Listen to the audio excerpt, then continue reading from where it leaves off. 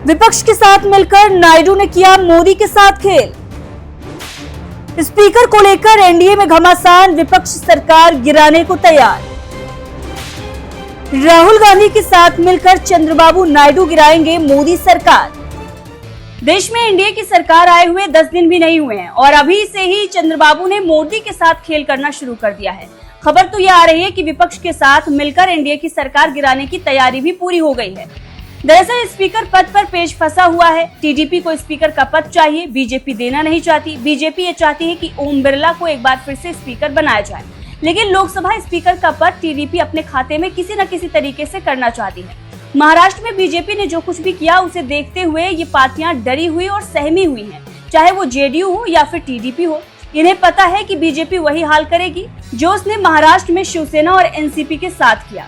इसीलिए टीडीपी और जेडीयू दोनों ये चाह रहे थे कि डिप्टी स्पीकर और स्पीकर का पद हमारे खाते में आए, लेकिन अब जेडीयू की कुछ पुरानी फाइलें हैं जिसके खुलने का डर है, जिसकी वजह से जेडीयू ने बिना शर्त समर्थन दे दिया है स्पीकर और डिप्टी स्पीकर पद के लिए।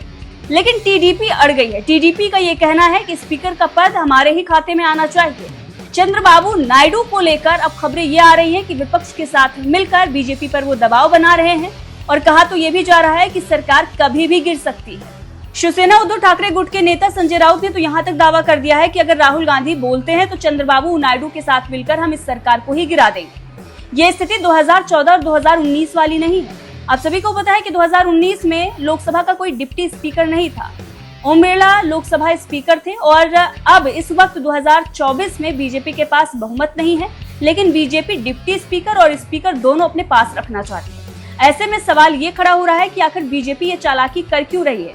कहीं बीजेपी पार्टियों को तोड़ने के लिए कोई रणनीति तो नहीं बना रही है? जिस तरीके से उसने महाराष्ट्र में किया, एनसीपी और शिवसेना को तोड़कर, फिर स्पीकर की बड़ी भूमिका रही और फैसला भी बीजेपी के पक्ष में आया और सरकार अभी भी चल रही है। वहीं स्पीकर का पद कितना महत्वपूर्ण होता है इसका अंदाजा आप इसी बात से लगा सकते हैं कि 1998 में जब अटल बिहारी वाजपेयी की सरकार गिरी थी तो स्पीकर की एक बड़ी अहम भूमिका थी।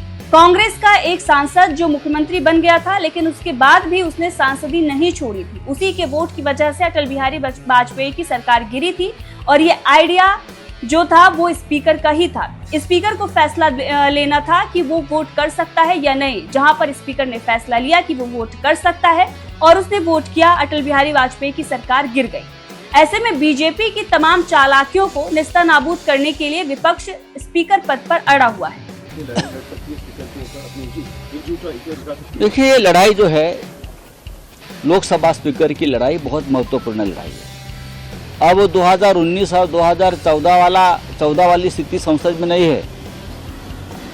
अगर राहुल गांधी जी बोलते हैं कि हम चाहे तो सरकार कभी भी गिरा सकते हैं, उसका मतलब आप समझ जाइए कि जो बैठे हैं प्रधानमंत्री पद पर या सरकार जो बनाई है एनडीए की, वो स्थिर नहीं है, स्टेबल नहीं है, कुछ भी हो सकता है। अगर हमने सुना है कि चंद्रबाबू नायडू जी ने लोकसभा का स्पीकर पद मांगा है, जो उनसे डील हुआ है। ये ठीक बात है चंद्रबाबू जी की। अगर लोकसभा स्पीकर पद पर एनडीए का कोई व्यक्ति नहीं बैठा तो सबसे पहले नरेंद्र मोदी और अमित शाह तेलुगु देशम पार्टी को तोड़ देंगे और ये काम शुरू कर दिया है।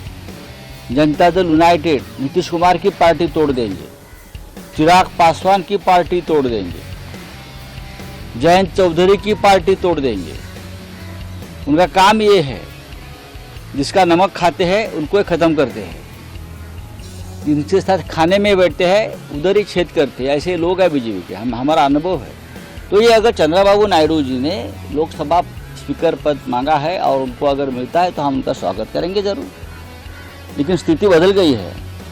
अगर हम चाहें तो हमारा बहुमत हम लोकसभा में दिखा सकते हैं। अगर चंद्रबाबू को ये पद नहीं मिला और चंद्रबाबू अपना उम्मीदवार खड़ा करते हैं तो हम पूरे इंडिया अलायंस में बातचीत करेंगे सब मिलकर, और हम ये कोशिश करेंगे कि पूरा इंडिया अलायंस चंद्रबाबू के उम्मीदवार के पीछे खड़ा रहे। तो आरएसएस एक बड़े रोल में दिखाई दे रहा है। मोहन बाबू जो है योगी को मिल रहे हैं, पर देखिए योगी को मिल रहे हैं पर लेकिन मोदी को नहीं मिल रहे सर। किस तरीके? देखिए, आरएसएस को एक रोल देश में लोकतंत्र बचाने के लिए और संविधान रक्षा के लिए निभाना पड़ेगा। 10 साल तक जो नुकसान देश का किया है उसमें आरएसएस भी जिम्मेदार है। मोदी और शाह जी ने जो नुकसान किया है देश का, देश के लोकतंत्र का, देश की जनता का, राष्ट्रीय सुरक्षा का, कश्मीर का, मणिपुर का, उसमें आरएसएस भी बराबर की जिम्मेदार है। आरएसएस के समर्थन से ये सरकार बनी। अगर आप ये चूक दुरुस्त करना चाहते हैं, गलती दुरुस्त करना चाहते हैं तो अच्छी बात है। सर